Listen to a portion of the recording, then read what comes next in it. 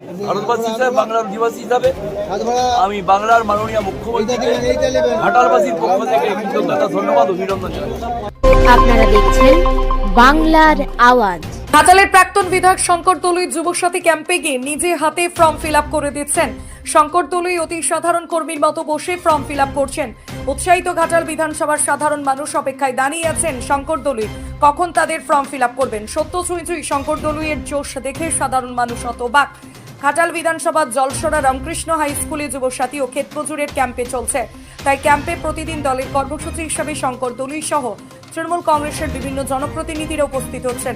তবে সকলের নজরে কেড়েছে শঙ্কর দলুই। ঘাটালের প্রাক্তন বিধায়ক শঙ্কর দলুই যুবসাথী ক্যাম্পে প্রতিদিন আসছেন, পরিদর্শন করছেন, ফর্ম ফিল আপ করছেন এবং সাধারণ মানুষের সাথে কথা বলছেন। 21 থেকে 40 বছর যুবক যুবতী তারা আগামী এপ্রিল মাস থেকে তারা 1,500 টাকা করে তারা ভাতা পাবেন।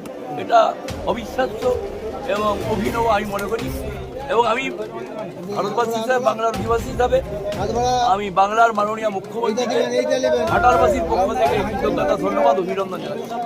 মানে বাংলার 10.5 কোটি মানুষের যিনি অভিভাবিকা, এই মুহূর্তে অভিভাবিকা মমতা বন্দ্যোপাধ্যায়, তিনি চলতে চলতে, হাঁটতে হাঁটতে, ভাবতে ভাবতে তিনি 10.5 কোটি মানুষের জন্য একদম অন্দরে পৌঁছে যাচ্ছেন।